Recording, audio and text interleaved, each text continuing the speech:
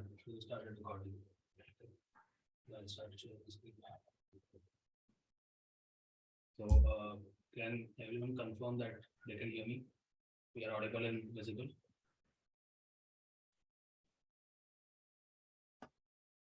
Right. Okay. So, welcome everyone to Data Production. We have Nitin Mukesh with us. He'll be taking a session on linear regression masterclass. So, we basically cover everything about linear regression that you need for a data science job. So, just to introduce ourselves, my name is Ashit Dharwal. I did my civil engineering from IIT Bombay in 2021, and I've been working as a data scientist in Pyramid Finance since 2 years. Nitin would like to introduce yourself. So hello everyone. I completed my master's in applied statistics from IIT Bombay, and I also passed out in 2021. So from till then, I've been working as a AI and ML engineer in two companies. So earlier I was in TCS Research Innovation Lab. Right now I'm working as a AI ML engineer in hair technology, mainly dealing with deep learning and all those things. So, yep, we will be taking those regression masterclass. Will be actually helping you to go from very basic to till the advanced level. And I've tried to like include some things to them. This study material that has not been available in I think most of the YouTube tutorials as well. So, yep, that's all about me. Let's go through the overview of the session first. I'll stop sharing the screen. Thanks, Isit. So let me share my screen and start.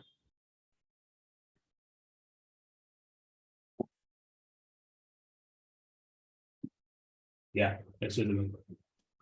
Okay.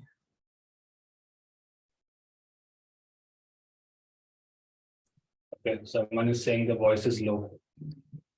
How about now? Okay.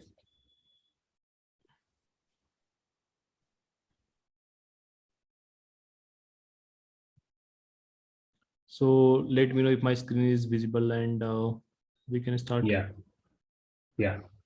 Okay, so in this session, first of all, let me give you basic about how we are going to proceed. So today is the day one. So we will be discussing basic of simple linear regression, and we will be covering simple linear regression. So simple linear regression exactly means that we have two variables only, X and Y. So we'll be discussing all about how do you fit simple linear regression in the day one, and also like how can you fit the simple linear regression to basic of analysis and all those model fitting in Python itself. On day two, we will move to the multiple linear regression, and then we will see how do you see multiple linear regression and do hypothesis testing in regression basically. And on day three, we will be moving to how do you detect multicollinearity and you deal with it. So obviously each day the session will be starting with the theory, then practical in Python on a real-time data set. We will be sharing these slides and the code with you also. If possible, we can also share the recordings. And yes, this is all what we are going to start now. So I see, do you want to add something? No, we are all good. Let's start. Oh, just 1 minute. Okay, so first of all, we'll start with like what is machine learning. So first of all, to understand this regression is not like it has some independent existence. Regression is a part of machine learning only. And whenever you were trying to learn ML, first of all, what you actually got is how to deal with the regression. But basically, machine learning is a branch of AI that focus on use of data and algorithm. So anytime you will have a data, and obviously want to fit some model on this particular data. So it's not like you are going to fit a regression only, you can fit deep learning or any advanced model. But yeah, everything is all about data and algorithms. So you all use these particular things to make some predictions based on data and algorithm. So traditionally, the traditional programming that we actually see, we give some rules, and based on the rules, it gives some output. But in the ML, we give the data, and based on the data and algorithm, the algorithm itself is able to learn the rules, like how we are going to do the classification, how you are going to do the regression, different scenarios, what is going to be the predictions. So these are all kind of things that we are going to see in the this particular session. So if I talk about the different parts of machine learning, so basically the machine learning have something called supervised learning, unsupervised learning. So these are two popular branch of machine learning that we usually see. But apart from that, we also have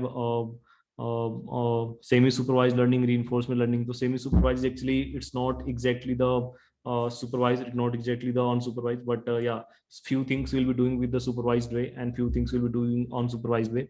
And reinforcement learning is entirely new thing where you kind of train an agent to do the task for you. But yeah, that is the talk for some other day. But yeah, basically the regression comes under this supervised learning way, and we will be just seeing like what is this supervised learning.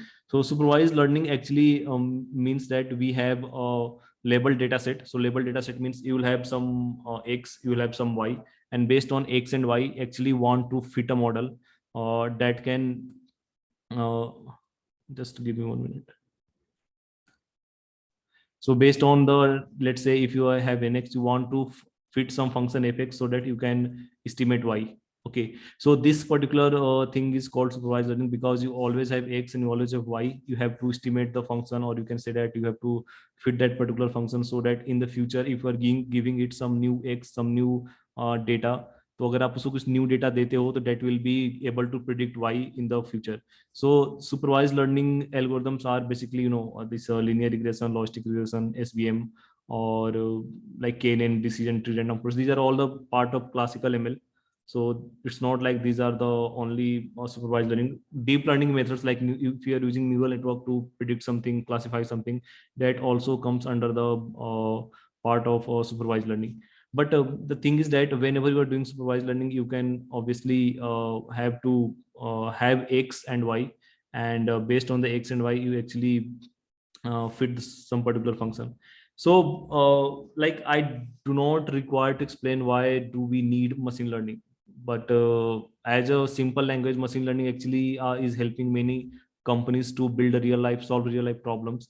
So nowadays you are already familiar with the chat gpt, and I think before coming to the chat gpt, most people were not able to think what an ai can do. But yeah, the chat gpt is just an example. But like chat gpt, many people are using machine learning, deep learning algorithms to do computer vision tasks, generate new text, or fit some classical ml on some particular small data to predict something. So obviously ml is helping the companies to increase their sales, product market consumption, increase their revenue, plan for their future, the what you can say future consumption or future revenue, what is the thing that is going to require in the future, the amount of work, amount of manpower that they are going to require in the future for that particular thing. So these are all, people are using data, past data, to predict things in the future and do the machine learning on the lot of different data. So So Nitin, any idea like how much linear regression is used today in the industry? yeah, if I talk about the linear regression, which I'm going to talk in the next further slide. So if you know, like nowadays when people are already using chat gpt and neural network, it's not like linear regression is outdated. It's not. See, each and every types of algorithm have some of their main area where they are being used. So in mainly in like finance and banking sector, this particular regression is very much used because they have restrictions on understanding the things. They have restrictions like they cannot use something called black box to predict the thing. I think I see you can give a more view on this, like how you utilize things on uh, Yeah, in so the and industry. especially so if I talk about the finance sector, especially when you start building a project, so you have to start somewhere for the baseline model. So for that you use the most simple algorithms, but even if they are simple, they are very let's say robust and explainable. So that's where algorithms like linear regression and logistic regression and decision trees come in. So they are the first models to be approached whenever you are solving any use case in uh, any regulated industries. Yeah. So like this particular flow chart that I'm going to give, it's a very general flow chart. So maybe some people use different way, but in general, how do you fit or how do you build a ML model? So basically, we have a data set, but if you're in the industry working on a real-time data set, that data set is not going to be the like you get from the Kaggle or some other data sources, because that is very clean data. So obviously you have to do data cleaning, data manipulation, maybe like handle the missing value outliers, or a lot of things you can do, like transforming the categorical into numerical values. So these kind of things that you need to do. Then you perform data analysis, like plotting different graphs on the data, and basically you plot graphs on the data to see what else information can you get from particular data. So that is why data analysis is very important. And I know, like, most of the people, when they start ML projects, even if they're in college, they actually start fitting the model from the very beginning.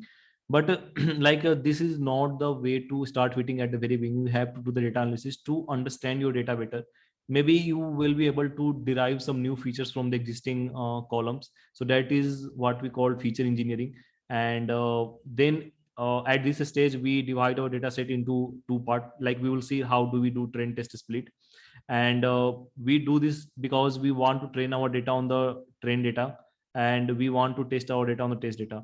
So the typically we use 80-20 ratio, like 80% of data will be trained data, 20% will be test data. Some people use 75-25, but it actually depends on problem or the way you want to do this problem. But yeah, mostly we use a lot of data for the training purpose, and small data set for the testing purpose. And because a large data set will be help model to generalize all the features, all the type of observations in general. If you are using any small data set, then I think every possible case, or what you can say, a large amount of variations will not be able to capture by the model. Then we do model fitting and do the model validation. But model fitting and model validation is very general approach. Like, you cannot be like sure that when you fit the first model, that is going to be very accurate. What you need to do in the model validation, you found some of the what you can say, assumptions are not being satisfied. Maybe you got some variables which are not significant, or maybe your model is not giving that much accuracy or that much good evaluation values. So at that place, you need to go back, modify some of your modify model, maybe try to add some new features, try some transformation, try some other method, maybe go to the, if simple linear regression is not working, go to the quadratic method, something like that. So these popular things are there to modify the model. Once you have the final model, you can make inference on the test data, on whatever data you have. And if you want, you can also deploy your model on the cloud for future predictions. So this is typically how we do ML in the industry. So I see anything you want to add at this particular place. Yeah, so the feature engineering part I would really stress upon, because whenever you have some project at hand, you don't really know what features are the most significant features that will let you predict the whatever you want to predict, right? So that that also we can figure out from any algorithm, and especially linear regression. When you do linear regression, a part of the process is figuring out what features are important. So that we will slowly cover.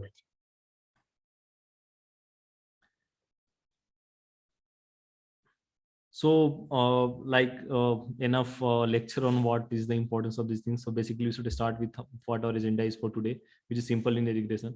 So if I talk about a simple linear regression, like basically you'll have two columns. So one will be your X and Y, depending upon the problem, what you want to do. So like this data set that you are seeing on the screen right now, it has two columns: year of experience and salary. So year of experience means that based on the year of experience in the industry, you have to predict salary of a particular person. So this data set that we are also going to see in the practical section of this particular today's lecture. So talking about the this particular data set, you can see that we want to model X, which is year of experience, to predict salary. And this particular data set have like a very small number. So like we will see how what is this particular number is. So basically, let me talk about the regression in the particular case. So if linear regression is actually linear regression actually try to model the relationship between two variables. So I told you, like in the simple linear regression, we actually have in the simple linear regression we actually have two variables only, x and y. But in multiple linear regression, we'll have y and like x1, x2, and different other predictor variables that will be in general p predictor variables. So what the linear regression try to do, try to model the relationship between two variable x and y. So based on x, you have to predict the y.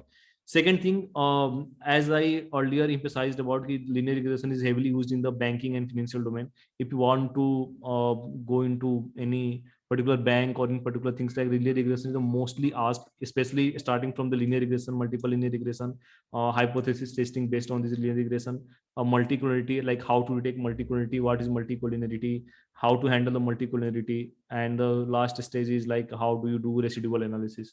So each and everything we'll be discussing in this particular 3 day session. So let's move ahead.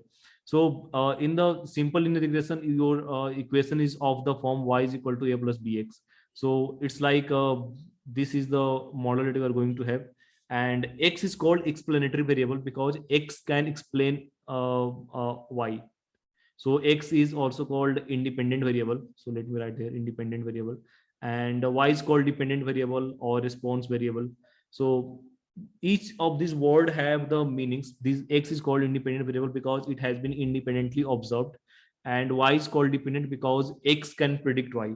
We can model our linear regression so that y is equal to a plus bx. So if we give it a new x, independent x, we will get the y. So y is called response, y is called dependent, x is called explanatory, independent, or it is also called a predictor variable. So these are all the names associated with x and y that is heavily used in the data science industry. Now the slope of the line is b. So if this is the particular line you are seeing the screen right now, so if it is y is equal to a plus bx, so a यहाँ पे intercept hota hai, like this is a very basic concept from the linear regression, and b is actually the slope. So this is what we actually understand in the mathematical term. But if we want to like understand what is the interpretation of a and b in the linear regression data science term, we are also going to see that. But generally a is called the slope, sorry, intercept, and b is called the slope. So if you just go ahead and we see that we have some assumptions related to simple linear regression. So like people in general have the assertion that we just get the data, we fit the model. No, this generally not happens because linear regression comes from the statistics, and in statistics everything, like whether it is like a ML related statistical term or hypothesis testing related term, it has some assumptions, and based on that assumptions, whatever the estimate that we are getting, whatever the calculation we are making, is it based on that assumptions. And I should like emphasize on this particular point because assumptions are the mostly asked questions from the linear regression in the interview. So this is the, like if you will sit for the 100 days data science interview, and if data regression asked 100 times, then 90 times people are going to ask what is the assumptions of simple linear regression. So basically it has 4 assumptions, or we can say that we have summarized assumptions into 4 parts. So first is called linearity. So since you are fitting linear model in x and y, so one assumption is that there should be linear relationship between x and y. So if there is no any linear relationship between x and y, obviously this linear regression is not going to work, and we are actually doing waste of the time. That is why it is important to understand that we firstly assume that x and y have some linear relationship. It's not that it's exactly linear, like it's fitting the data, giving 100% of fitting 100% of data, but it's overall you will see a linear relationship, you will see a linear type of line that can approximate the data well. Second, a heavy term, So basically, homoscedasticity. Yeah. so basically, the line does not need to pass through every single point in your database, but so the real world data always has some noise. So it has some random noise. So each and every point can differ from the linear regression line with some amount, but and that amount is what we like minimize uh, while we actually fit the line for the linear regression. Yeah, so moving to the second assumptions, it is called variance of residual is the same for any value of x. So residual is basically the error term. So if I just explain in simple term, let's say y is the at particular time point, y is the real values like what that we have observed, and let's say y hat, we actually call it y hat because it is a predicted value.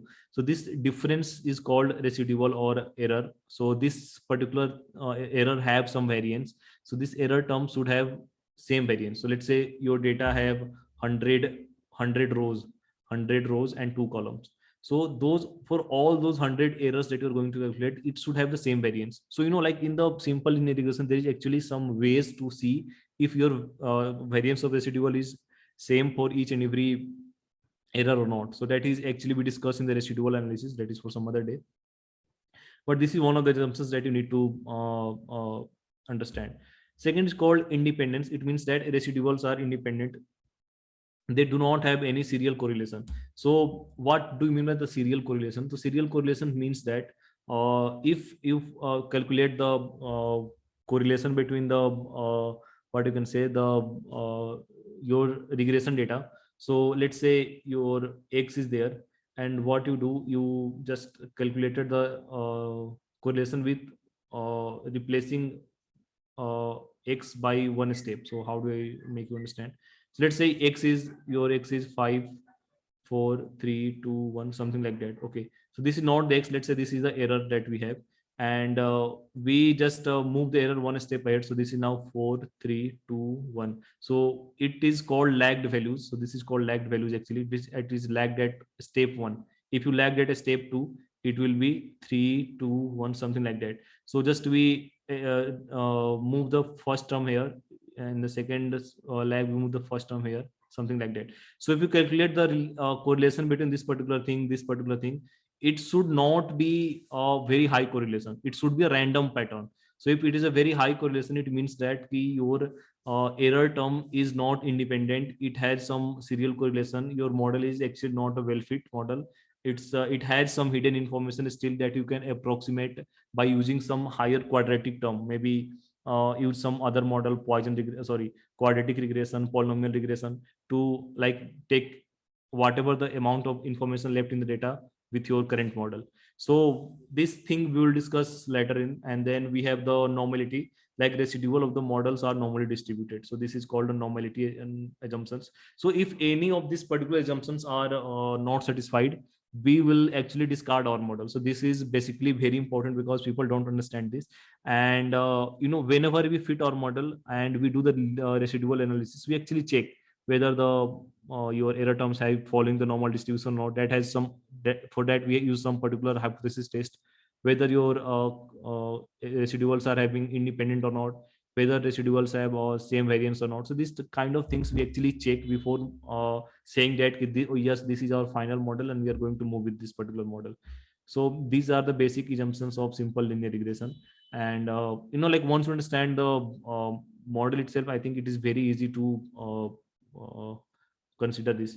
So like So I told, let's yeah, we have some questions. So let's take maybe two or three of them yeah. quickly. So uh, MT is asking what's normal distribution? Okay, so normal distribution, if you are not aware about what is a normal distribution, so in statistics, the normal distribution is a kind of a statistical distribution.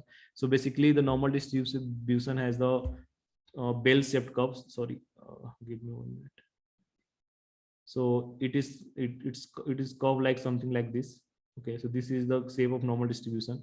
So your error term, like here you can see, this is your regression formula, y is equal to a plus bx.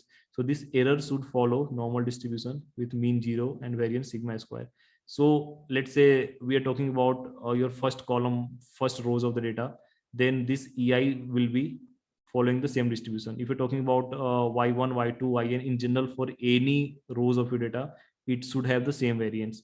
So one can say that okay, how do we control the variance in the general? But we don't control the variance. Once we fit the model, we see whether whether the y minus y hat, so whatever the y minus y hat is, whether this particular thing has the same like constant variance or not.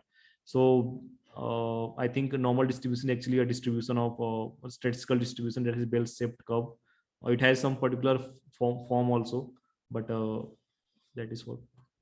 Yeah, Simant has a question, but we already answered it before applying linear regression. Do we need to check the data is normally distributed? If No, not, we what do we don't. do? Yeah, we don't check in the beginning. We first apply the model. We check this because we don't have the residual yet. We will when we'll Right. get the residual. We fit the model, then we predict on the training data, and then we make the difference from the real time data set, real data. Then we'll get the residual. So at that time, you will have to check the normality and all those assumptions. So basically, the original features don't have to be normally distributed. The residuals Yeah. that you calculate after you fit the model, they have to be normally distributed. Another question we had a while ago was how much correlation can be considered to go for linear regression? Okay, so correlation that have some other techniques. So like generally to check the randomness of your residual. So you'll see, I told you residual should be independent. It should means that it should be randomly distributed. It's not there is any dependent distribution among them. So for that we have different hypothesis tests that we use. We also use a type of plot that can say that whether your residual is have correlation or not. So what we do, so basically let me give you a high level idea. So that is very difficult to understand at this time point because maybe you don't have heard the term. So basically what we do, we actually 1 minute. So basically we plot a correlogram. So I don't know if you heard the word correlogram. So what the correlogram does, it calculates the correlation coefficient at each lagged values. So we do and we plot the particular correlation. So it will be something like this. So let's say this is the lagged values 1, 2, 3, 4, something like that. And these are the correlation. So then we have a 95% confidence interval for the correlogram. If all the correlation values lies below the 95% confidence interval, it means that there is no any significant correlation coefficient between all this particular thing. So this particular line, this whatever this particular boundary is for below which every correlation should lie, this has some formula. So basically we decide it using a correlogram, or we use some hypothesis test to check if the data is residual is randomly distributed or not. Yeah, let's take the other questions a bit later so we can continue. Okay, so as I told you specifically that we have this form of the data. So here A and B are called a regression coefficient. So basically in regression term, we either use beta naught plus beta one, something like that. So this beta or A or B, these are all the same thing. So you don't need to confuse with the annotation of the particular thing. So this error term, what the assumptions that I was saying, what this error term should follow normal distribution with 0 comma sigma square.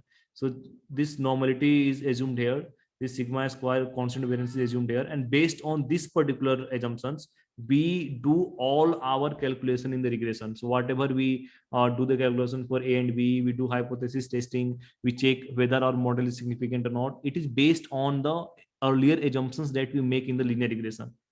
So that is why it is important. If let's say if your assumption is not satisfied and we have made some calculation, it means that whatever the calculation we have made, that is going to be not correct because your assumption is not satisfied in the first place. You assume something, calculate something, but it is not correct right now. So that is why it is important to assume the check the your assumptions. So now the questions arises: how do you find this coefficient? So if y is equal to a plus bx, how we are going to find this particular a and b? For that, we use a method called method of least square. So what does the method of least square means? So like this is a popular method in statistical term. So what it actually does, so let me just give you a basic intuition. So let's say this black line is your best fitted line. These blue points that you are actually seeing on the screen, these are the data point that we have plotted. So whenever we will predict what is the going to be the value for this particular blue point, it is going to be lie on the line because this is the best fit line. So let's say for this particular x, your prediction is going to be this, whatever that is a line on the black line. For this particular place, your prediction is going to be this. It is not like the prediction is going to be the blue line. Whatever the points lies on the black line, it is going to be prediction. So what we do, so whenever we have the this particular data, what we do, we calculate the error. So how do you calculate the error? So we calculate the error by making a difference between the predicted value. So this is the actual value. Let's say this is y1, this is y2, this is y3, this is y4. So these are all the components of y, and this is the y2 hat. Y2 hat means this is the value that has been predicted by the model. So we, if we take the difference of actual value minus predicted value, we will get the error. So we calculate all the error, and what we do, we actually try to minimize the squared sum of the error. So that I have also written in the slide also, that we try to minimize the sum of the square of the vertical deviation, which is called the error. Okay. So what we have actually, we will have summation of yi minus yi hat square I from 1 to, let's say your data size is n. So this is going to be your quantity that you are going to minimize, and that will give you a and b. So you may ask, okay, how this particular thing is going to give me a and b, because this itself does not contain a and b. So this is actually a like a optimization problem that I'm not going to discuss, because it will take us in some other direction. But you have to understand that what you are going to minimize in this particular place. So when you have this particular quantity, what we do, we know that our y hat is going to be equal to a plus uh, like a hat plus b hat x. Okay, so this is what we are seeking to find. So what we will do, we'll replace this particular thing in terms of y hat. So this we will get sigma I from 1 to n yi minus a hat minus b hat x square. Okay, so this particular thing, if you try to minimize, you will get a hat and b hat. Yes. So just to give a simple intuition on this, so basically we have a bunch of points that we have marked here, like y1, y2, y3, y4, y5. We want a line which might go through some of them or might not go through any of them, uh, but uh, but is as close as possible to all of them. So so that's what we are optimizing for. So we just take the distance of each point. So the distance is only on in one direction. It is not the perpendicular distance. It is the distance on the vertical axis. We take the distance of it, we square it. The reason we square it is just to make it positive, because we don't care whether the point is above it or below it. We just care about the actual distance from it. Uh, so we just square it to make it positive. We can also take the absolute value of it, but that is another way to do it. Yeah. But and that is also not differentiable. So we can't minimize it using derivatives. So that is one reason that we square it, we sum all the distances and then minimize it. Then we get our A and B. And this is the exactly reason why we don't use the absolute value. So let's say not the absolute, let's say we have to use y minus y hat. So some things are going to be plus, some things are going to be minus, and in all the way we are not going to get exact idea of which residuals are contributing to the error. So that is why we use the squared sum error to see that we, like this is all positive quantity, and that is how we are going to see that this particular thing is contributing to the error. So this is the basic assumption. So in simple terms, what we are doing, we're trying to calculate the error. We are trying to minimize the squared sum error, and this method is called method of least square. And while doing so, if we differentiate this particular quantity with respect to a and b, the partial derivative. I don't know how many of you have heard of partial derivative, but if you do this partial derivative in terms of a and b and evaluate, you will exactly going to get a and b. So if I just give you assumptions of how your a and b looks like, so this is going to be like this. So in simple terms, your a and b should looks like it will look like this. So let me explain this particular quantity. So xi minus x bar, so your x is of data. So you have let's say your x is of size 100. So first quantity will be denoting as x1, second as x2, x3, something like that. And your y, let's say correspondingly y we are denoting as y1, y2, yn. Okay, so this is going to be your data, and this is what exactly it means. So xi minus x bar means you have to take each xi and have the difference with your this particular mean. So mean generally means that summation of xi divided by n. So this particular mean you have to see, and then you have to take the mean of y. And here you can see that we have the squared like summation of a squared difference from the mean. So this is this you will get the b. But like when we will discuss the multiple linear regression, we won't be talking in the terms of the disk quantities like xi, x1, x2. We will be talking actually in terms of vector and matrices. So like I will give you basic intuition about the how your models look like in the multiple linear regression itself. But in the simple linear regression, like with the aspect of data like x1, y1, x2, y2, this is how your b looks like. Now your model is y is equal to a plus bx. So there is a property of a linear regression. It means that your whatever your line of best fit is, your x bar comma y bar is going to lie on the that particular line only, not here. It can lie anywhere, but x bar and y bar will be on the line itself. So what does this signify? Let's say we got the value of b. So if you put y bar is equal to y bar and x bar, because this itself lie on the data. So what we will get? We'll get y bar is equal to a plus b x bar. So your a is going to be y bar minus b x bar. That is why precisely the a has been written as y bar minus b x bar. So this has been based on the fact that x bar and y bar, like this is the data, this is the mean of your data that you have got from x and y column. This is actually lies on the regression line itself. So this lies on the regression line. That is how we are going to evaluate get a from the estimate of b, that you have to replace y and x bar, that is because it will satisfy the point, and then take the difference of a particular thing to get the value of a, which is a constant term. So Nitin, can you explain this point again? Like, why do x bar comma y bar lie on the line? okay, so the basically the thing is that this is one of the fact. But if you want to prove how one can prove that this x bar lies on the line, so this can be proved. But the ideal way to prove is, uh, let me think of some way to prove this particular thing.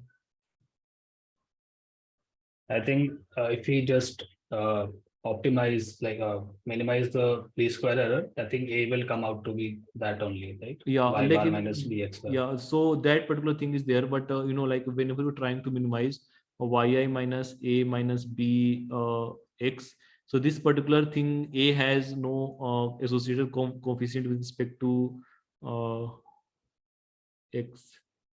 So this term is going to, but yeah, that can also be used that way. But generally, if you have the estimate of b, you can easily get a by using this particular fact. So if you want to Hmm. see why this x bar and y bar lies on the line, then what you can see, uh, I think that can be shown with some proofs, but that will be going to be different for this class. But yeah, overall intuition is that if you want to do that way, you can also do that way, and like this particular way that we're discussing. But if you want to do it by using this particular fact, so like this is a fact that we use, this x y, this is a fact, and it has the proof also. But yeah, I will try to um, take the proof in the next class if possible, because it is easy to prove this particular thing in the case of multiple linear regression than in case of this particular simple linear regression. Sure, sure. So we can go ahead for now.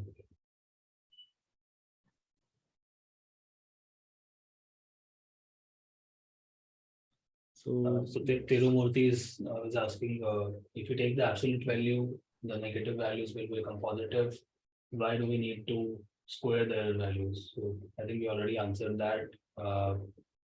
One reason is I think it is a differentiability reason, right? Any other reason? yeah, I think it's a main reason is because square terms are easy to differentiate and optimize. And basically, like if you're thinking this particular thing in terms of two variables, it is easy to see this way. But if you're going to see this particular thing in the case of multiple linear regression, where you have, let's say, x1 to xp variables, in that particular case, taking the absolute terms won't make you like it will just make your life in trouble. So at that particular place, talking in vector term, uh, that is easy to like this particular term is easy to differentiate with respect to matrices rather than taking the absolute term. So that is why we choose to take the like this particular thing. Obviously, whatever we are going to discuss here, we are discussing that this is based on the method of least square. Like we do this particular thing as this way in the method of least square. But one intuition like we wanted to give why we are using a square term is because we will be canceling or making the uh, positive minus positive negative effect. That is why we are using a square. But in the method of least square, we do this particular thing this way. We take the square and of the error and we do minimize this particular thing. So like one more intuition behind this particular thing is that this particular function is going to be a like a what you can say in max convex function, and because this have the square term, but this particular absolute term won't give you any good result in terms of optimization problem. So if you go to the optimization and see what is the convex function, and it is easy to maximize minimize convex function rather than just taking the absolute term. It won't help you in that particular aspect. Also, what if we take the like the fourth power? Will that also work? Yeah, fourth power can work, but your calculation will be difficult in differentiation. So like taking any even power can work, but your it will just make your calculation difficult. And even if let's say your size of data is let's say 1 million rows, in that particular case your fourth power of any particular value is going to be more uh, difficult to handle than this particular thing.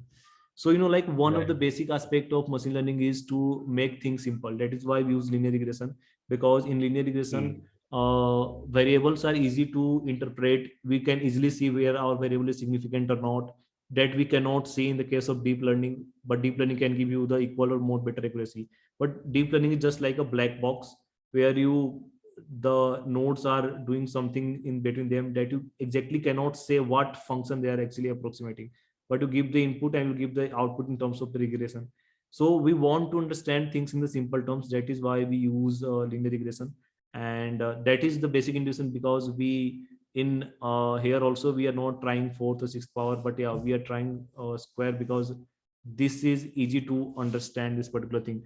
One more thing is in the Euclidean term, this particular thing give you the distance. So basically, we're trying to minimize this particular distance rather than taking the absolute term. Yeah, perfect.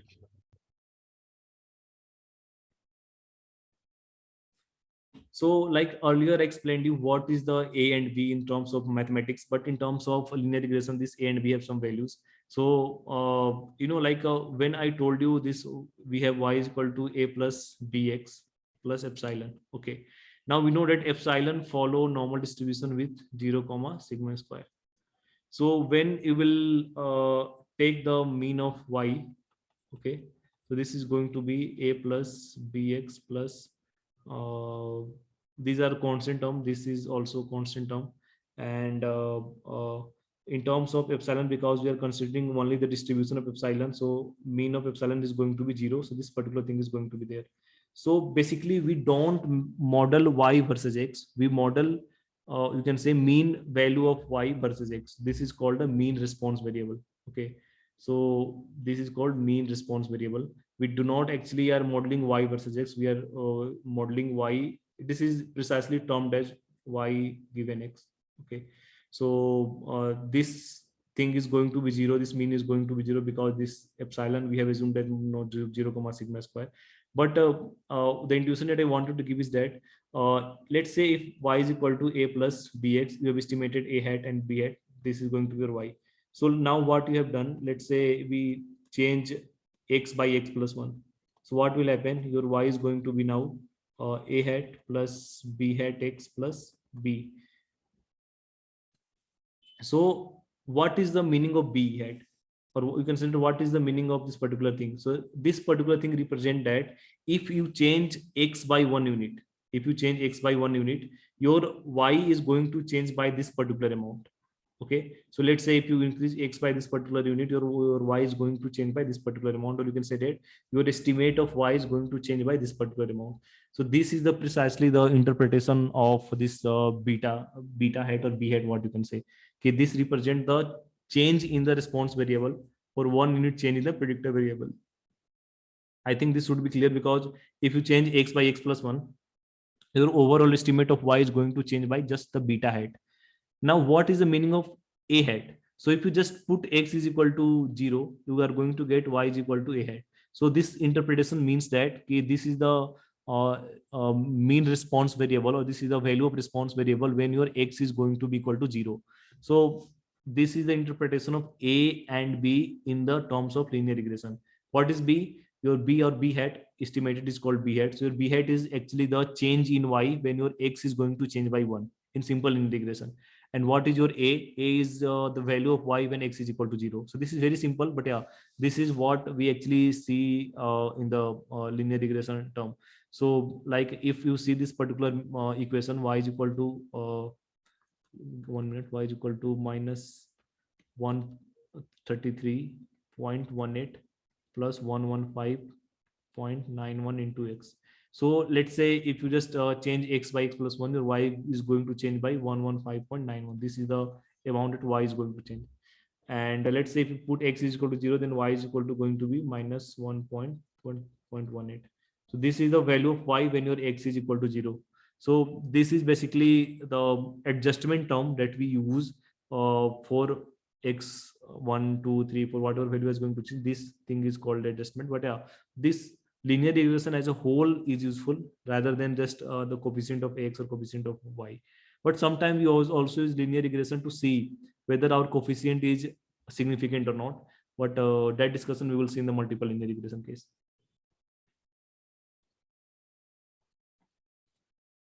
Okay, so at this time point, we can actually exactly start our, I think, what you can say, practical thing. But let's understand some part of model evaluation in the linear regression. So generally, linear regression, let's say, fit a model. So what you have discussed till now, we have a model y is equal to a plus bx, something like that.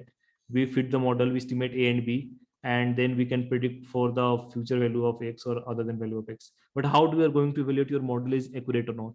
So we do so by using some evaluation metric. First is called R square or adjusted R square.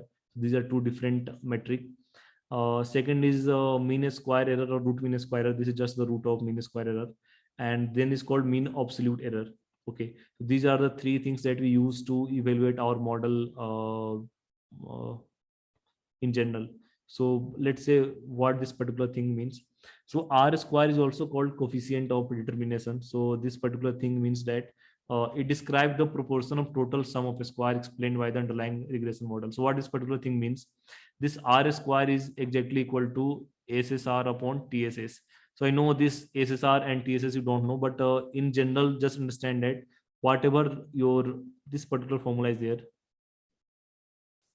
So this is called total sum of a square. So this is exactly represented by y minus y bar ka whole square. This particular thing is called sum of a square due to regression, and this is called sum of a square due to error.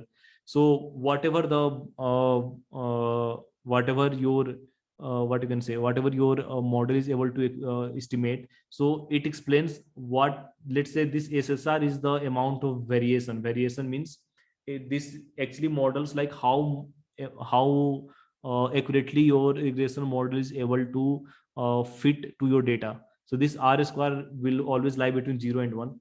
And if you just calculate the R square by using the formula from the Python, you will get this particular value, let's say 0.67. It means that your like 67% of variation, like let me write the full term, variation is actually captured by your regression model. 33% is still missing or still not able to capture.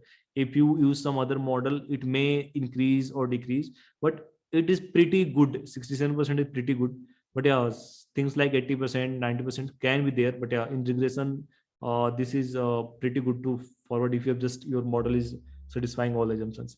So overall, what is R Can you square? explain? Can you Yeah. explain a bit more on like what does it actually mean that we are capturing 67% of variation? So it actually means that ki, let me write this particular formula. I think this is y minus y hat bar square plus y minus y hat square. So actually, let me just okay. So let's say you have this particular x and y. So then your x is, let's say, 2, 3, 5, 7, 9. Then your y is 1, 1, 5, 2, 1, 3, 4, 9, 3.2, something like that. So whenever you are fitting your model, so you are trying to model y on the basis of x.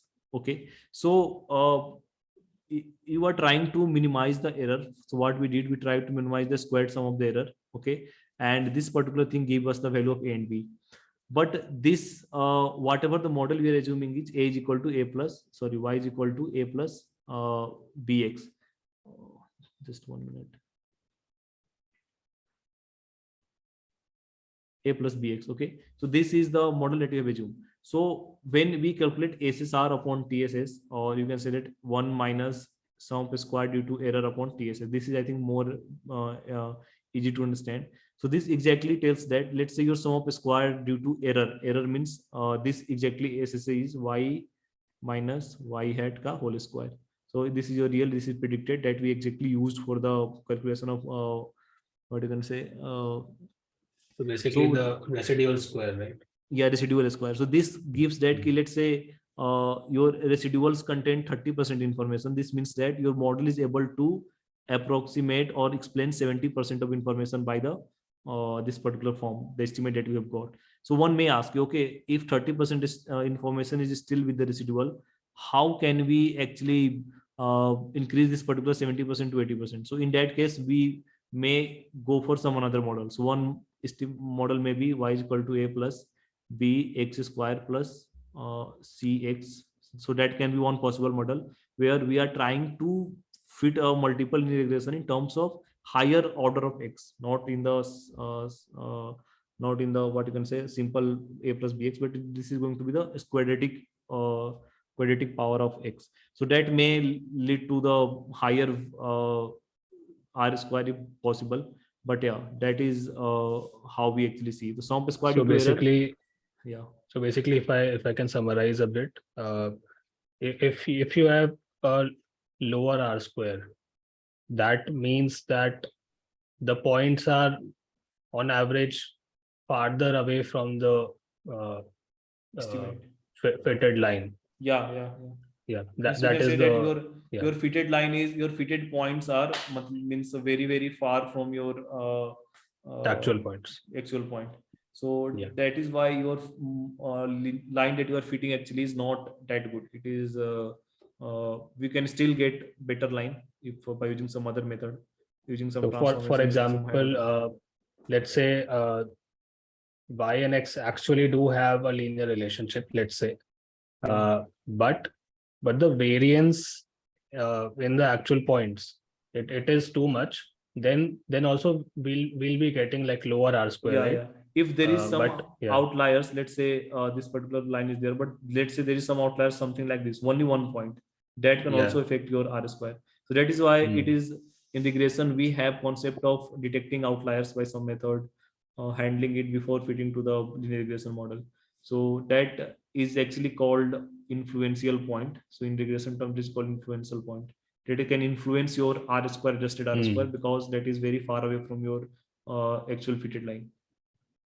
Yeah, and also when you actually do like least squares, if the residual is like too much, like if it is like greater than one, if when you square it, it becomes a lot larger.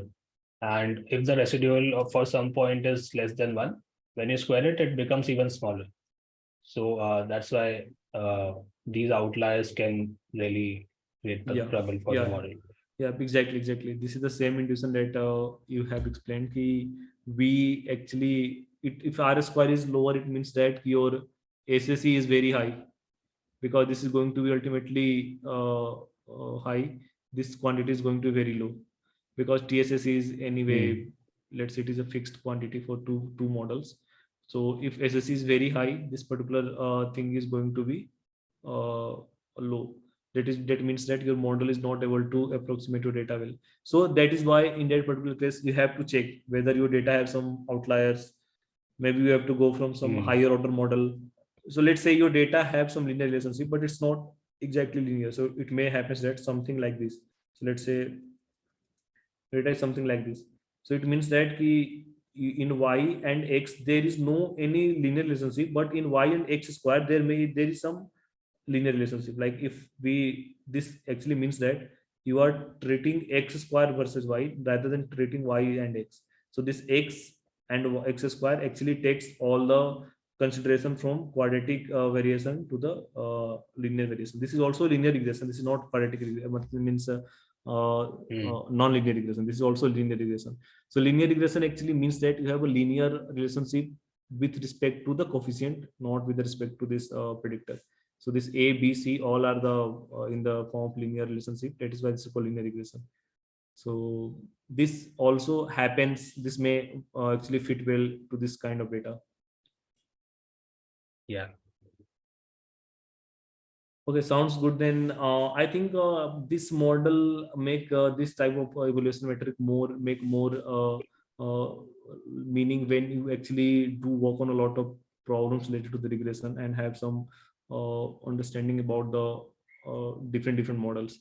But yeah, R square and adjusted R square, the adjusted R square actually is some, what you can say, a little bit tweak in the form of R square. So what we have earlier, we had SSE, but now we have the mean sum of a square instead of SSE. And we did not have any term, but now we have n minus 1. So intuitively understanding what adjusted R square do. So let's say you are fitting multiple linear regression. So this is basically used morely accurately in terms of multiple linear regression. So you have, let's say, x1 to x3, three variables you are using, x1, x2, x3. So if you add x4, another variable, it is going to increase your R square. R square is always going to increase. Whether x4 is able to give you additional information about fitting the model or not, your R square is always going to increase. Now one may ask, okay, if x4 is not useful for our model, how will I detect whether like R square is always increasing? How will I detect whether x4 is useful or not?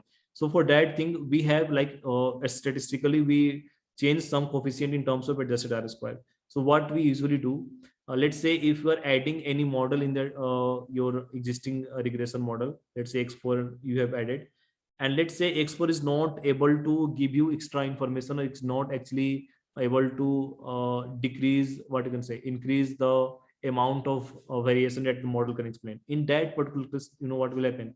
Your adjusted R square will increase, means R square from the 3 model that you have got, and R square that you get from the 4 variable, that is going to be greater.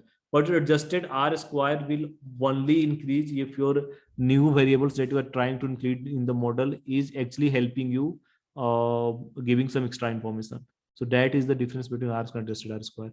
R square always increases, but adjusted R square only increase when your extra variable or new variable that you're trying to add in the existing model will give you some additional information about explaining the y or response variable. If it is not helping you, R square will decrease. So you can exactly tell that, okay, the new variable is not helping us, so we can discard this particular variable. So that is why adjusted R square is more meaningful in case of multiple linear regression.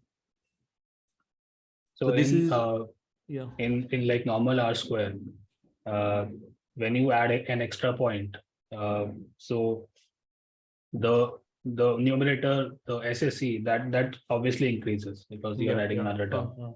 What about the TSS? That also increases, right? But so let's say now TSS is total sum of a square. So this does not increase. This is a constant term because this is y minus y bar ka whole square. Okay. So in respective of what we are, how many terms you're adding, this is always going to be the same for these two model, whether x3 is there or x4 is there. But mainly the thing is with the mean square error and n minus 1. So n minus 1 is also contained by this mean square error. So this particular thing has something formula like SSE upon n minus p minus 1. Okay, so this is the formula of mean square error. So one may ask, okay, what is the n, p and n? One. So n is the size of your data. So let's say your data is of have 100 rows or 10,000 rows. That is the n. P is the number of predictor variables. So if you will just do this particular thing, n minus p minus 1, let's say you are trying to add, let's say let's fix n to be 100. Okay. So n minus p minus 1 is going to be 100 minus 3 minus 1, which is going to be 96. If p is like a 4, then it is going to be 95. Okay, so we are actually dividing SSE by some a smaller term when we are trying to increase the p. Okay, so if this SSE is not decreasing, let's say if it has a decrease by some smaller amount also, if we are dividing it by some smaller term, this particular thing is going to increase in general. So SSE in general has to like if your X4 is actually helping you to explain the model, then SSE has to decrease more in respective of the numerator term. So like there is a proof of this particular thing, how adjusted R square actually helps you reducing the particular error. But the intuition behind this particular thing is that generally we have to see in terms of n minus p minus 1, and that is why we used MSE here, because this p is changing, everything is constant, SSE is changing.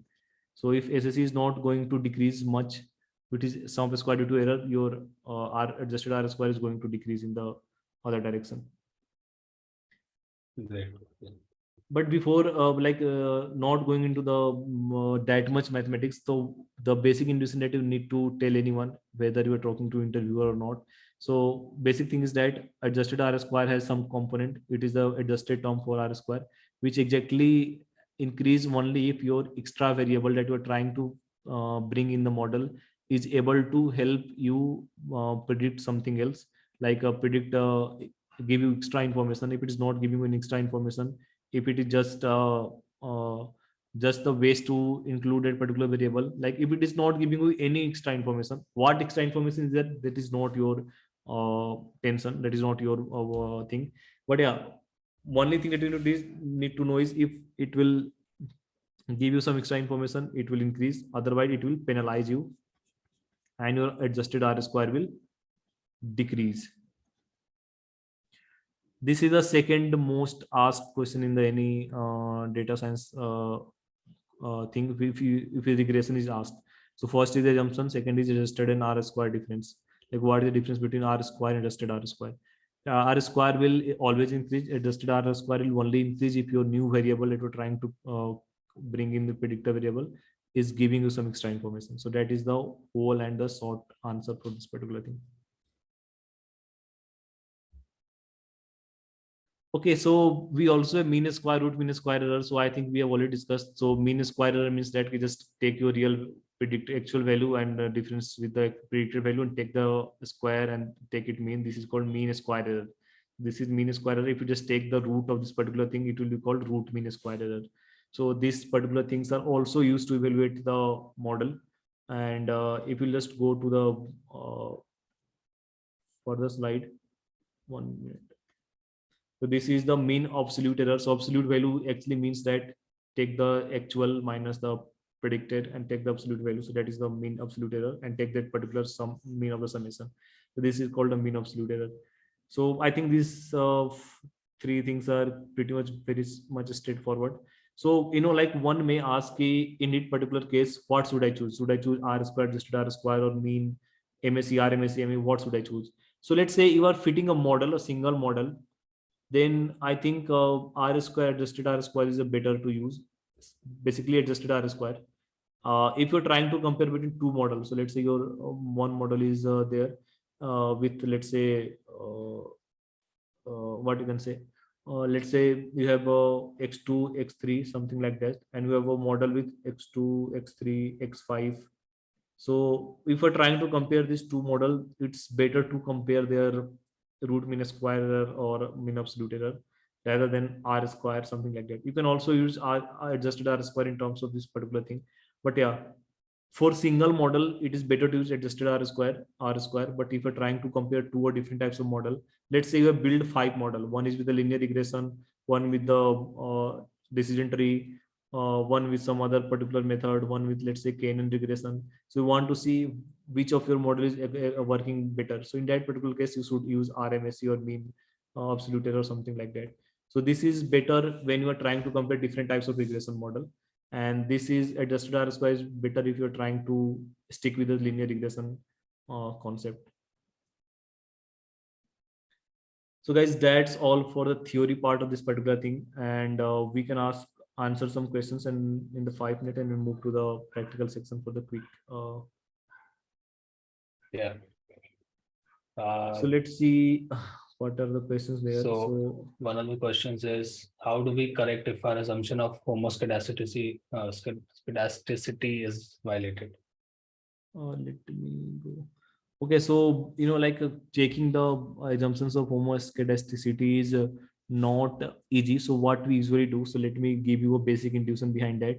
So once we have the error term, what we do, we try to plot error. I mean, so error on the y-axis, and this is called x1. So let's say we have three predictor variables. So we do plot on error versus x1, error versus x2, and error versus x3. So if this particular have shape have some funnel shape or cone shape, or any other pattern, like say any increasing pattern and decreasing pattern, so this means that your error term is not having constant variance. So ideally it should be very random point, like it should be very random. There should not be any pattern, so with any of the particular x. So if one may ask, why do we choose x, and why not something else? But this is for some other task. But yeah, we in the regression thing, we use this particular thing to use test homoscedasticity. One more popular thing is to use hypothesis testing. So in hypothesis testing, we have some certain test that we can utilize to test if the variance of this particular data is constant or not for each and every ei. So these are a very advanced method to consider, and these are used in the residual analysis to check the uh, assumptions of the homoscedasticity. Like we do with the plot also, we do with the hypothesis testing also. All right. Oman is asking, are these formulae for A and B always, do they always give the best fit line? Yes, I do. Uh, Next is,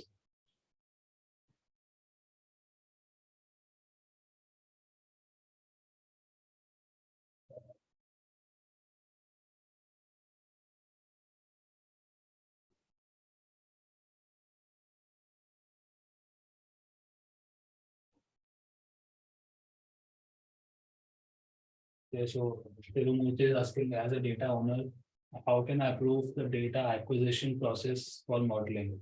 Because I might have secret or confidential data. Or how the data scientist can convince the data owner that there will be no data breaches.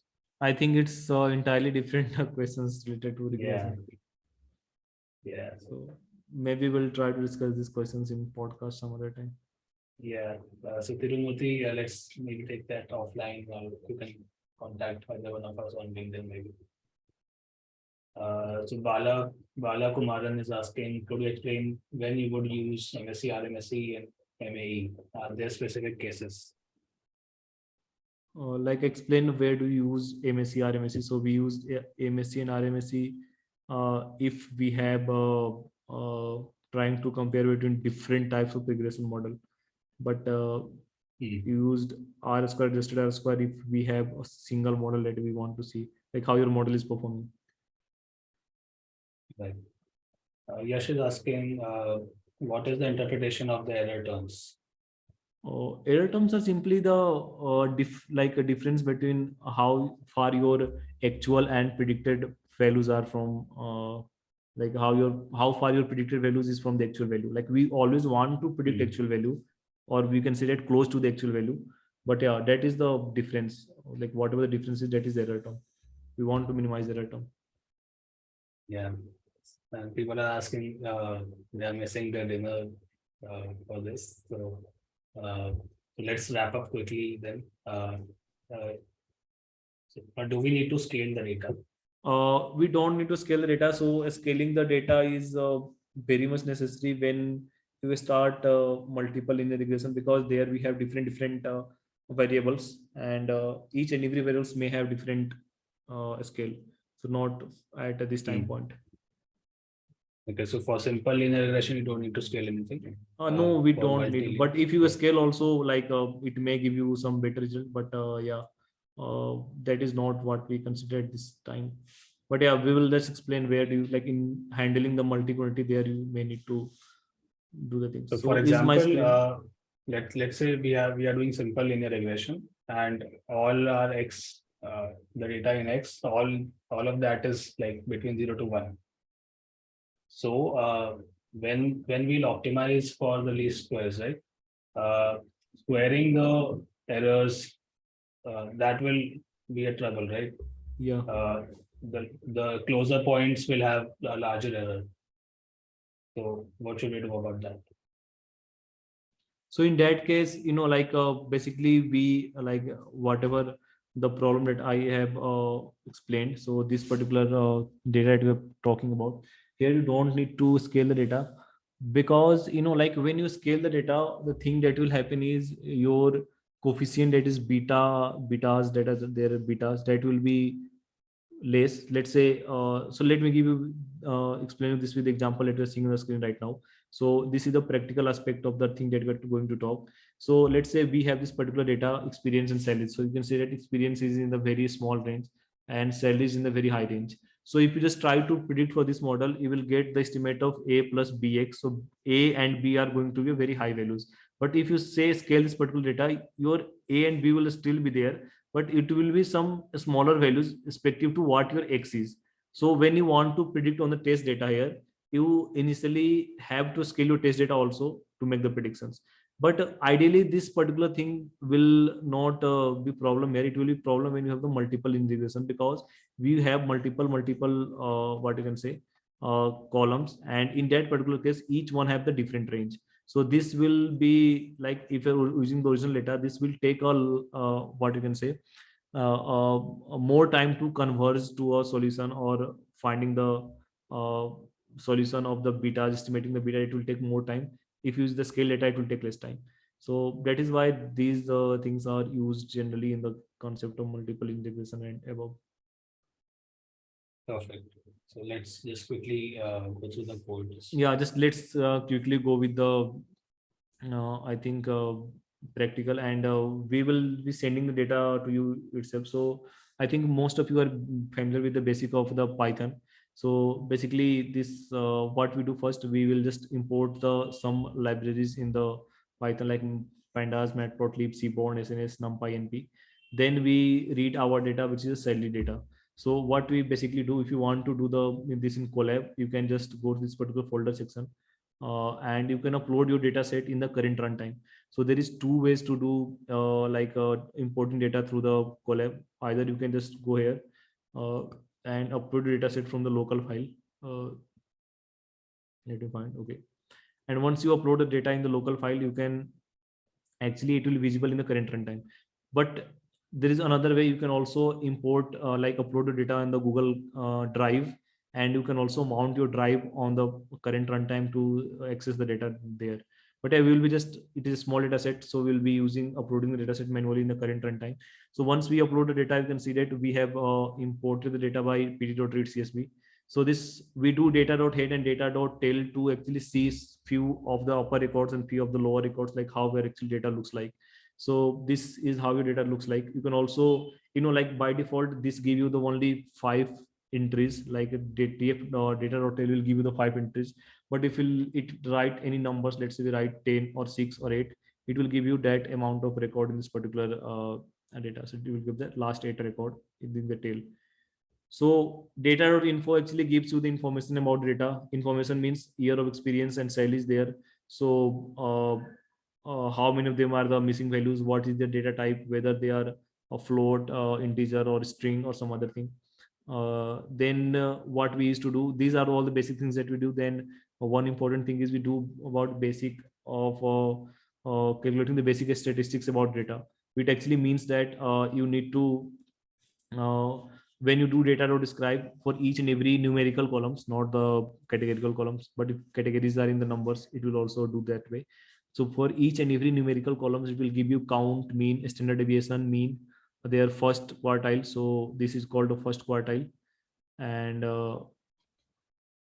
this is called the median, and this is called the uh, third quartile. So we will get all these details and also the maximum values of each and every columns. So this is a very quick thing to see how your actual statistics for data looks like. It's not that this is very important, you should just stick with the data to describe only. But yeah, in general, it's very important to like give a very good idea about how your statistics for data looks like. Going forward, what we do, first of all, we'll try to plot the data to see how data actually looks like. So you can see that, let me just zoom out. So you can see that here we have the, like we can see a actual, not a linear relationship, but sorry, not a like we will not be able to fit each and every line, but we can see that if just fit give a single line here, we will able to approximately fit this data with a simple linear regression. Like few of the data will lie on the point, but yeah, all the lot of the data will be are in the linear fashion, and all the data are close to this particular line. So like it can be basically fitted to a simple linear regression. And basically we also see this in the general case, like once our year of experience increases in the job, our salary generally increase. Like for some companies they are stagnant at some time point, but in general the salary will increase in the forward direction. Some will increase with the very low value, some will increase with the very high value. So there is a something called data dot columns that we use to, like take see how your data looks like. So basically getting the data, columns of data. So we have two columns, year of experience and salary. So for the linear fitting model, what we say, we actually first separate our X and Y. So X is our year of experience and Y is our salary. So once we separate all this particular point, what we need to do, we use trend test split. So trend test split, I already told you, trend test split we use to basically see how your data, split your data. So here we are using test size of 20. It means that 20% of data will be used as test data and 80% of data will be used as training data. So if you will see here also, your train dot shape are 24 because it has only 30 data, and 20% means 6 data is for test data. So this is pretty much short data, but yeah, it is better to see the intuitively and visualize the data in general. So like in general, people use sklearn to fit the machine learning models, simple regression model. But I basically prefer this stat models because it will give you more information about your fitted model. So the idea is same. Like we want to fit y is equal to a plus bx. So sklearn, you also pass x train y train, and here you also pass x train y train. But the only difference is that for this particular a, you need to add a constant. Like you have to write sm dot add constant. This is sm stat models api. So this is one of the libraries in python. So sm dot add constant means that it will, this is your x. So let's say your x is something like 159, something like that. But if you do sm dot add constant to the x, your x will be updated as, your first column will be all one, and then it will be 1549, something like that. So basically it means that you have also, you have to like separately specify the constant term in the state model api. It is not by default understand as it in terms of sklearn. So here that just you write sm dot add constant. Then this ols, or what we exactly discussed there, is ordinary least square or least square method. So this is what ordinary least square method or method of least square is there in the OLS function. So if you do sm.ols, first of you have to pass y train, then x train. Basically we have modified x train to x at c, and then use dot fit method. So this will give you a summary of like this will fit the model, and if you do model dot summary, it will give you the summary of the model. So like we will discuss more about this on upcoming lectures, but the basic thing is that you, here is your estimated constant, here is your estimated b, like this is the a, this is b, this is the standard error, this is the p value of particular variable, whether it is significant or not we'll discuss. This is the adjusted r square. So everything you get in the single model. Okay, everything you get in the single model. So this particular thing is there that you can get with the stat models api. Now one thing that you need to here understand is this p value should be less than 0.05. So if the p value is less than 0.05, it means that your variable is significant. So we will talk in detail about how hypothesis testing work in the case of linear regression. But yeah, basically it means that it should be less than 0.05. There are all other more statistics like skewness, kurtosis, your AIC, BIC value. So these are also used for model evaluation. So these are other metric that is for the model evaluation. Okay. And then you have a standard error of your particular constant experience. So these are basic brief about your model, and basically people use this p value, which is p greater than t, to see whether this particular p value is less than 0.05. So like we will see in the multiple integration where most of the variable, like some variables may not be constant, may not be significant, sorry. you can get the r squared adjusted r squared by simply writing model dot r squared model dot r squared adjusted. But yeah, you can also get using this particular summary also. So now what we do, we actually fit a line, the fitted line. So this is our best fitted line that we are actually fitting. This green observation is called, yeah, the training observation, and this blue observation, these all blue observation are the test observation. So basically this particular line that you are actually seeing on the screen, this is the best fitted line that we have plotted. And this is how your line looks like some of the points lies on the line itself. You can see some of them are not lying, but these are the closest fit line. And these are the test data that you are actually seeing. So this is how your base fitted line looks like. So just to clarify, ordinary least squares does not really have anything to do with linear regression. It is No, just no, in ordinary like least in, square is the linear regression, but yeah, yeah, this means that we are doing the linear regression using method of least square. So whatever yeah. the method of least square we discussed there, that is used to like estimate A and B. So it is basically the linear regression, and it is using method of least square to estimate the coefficient of linear regression. So this is the linear regression itself, but it is using the method of Hmm. least square to estimate the that, like we discussed. And that is how, the coefficient that we got here, 2.53, 25320. This is the same as we get from the uh, y dot sorry sklearn library. So here you can also, you have used sklearn library, so we have also get the same coefficient. So because both are And using the method of least yeah, square only. and if we don't add that uh, constant column of ones in the Yeah, x, yeah. So in then that we are particular case, forcing a to be uh, zero, right? forcing it to zero, but yeah, that is not a valid regression model. Without constant, Hmm. we are actually trying to just find a b such that y is equal to bx. So that is not a valid, Yeah. that won't give you good result. That is actually a very absurd model to start with. Yeah. So guys, what we do next? So obviously we predict on the test data, and for predicting the test data, you need to do the same. Just add the constant term and do model or predict on the test vector test data, and it will give you the test predictions. So what we do at the end, we actually concatenate the same test data to the same data frame that we had for the test data. So you can see that this is a prediction and these are the y test. So we can actually see that these are not exactly equal, but yeah, these are very, very close to the actual values. So y test and y predictions are very, very close to the actual values. Some error, some difference will always be there, but yeah, these are pretty much good model.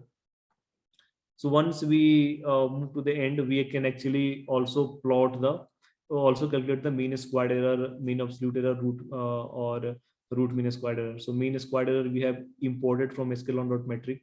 So we need to pass y test and y prediction. So if you just pass y test, means that this is the real values, this is the predicted values.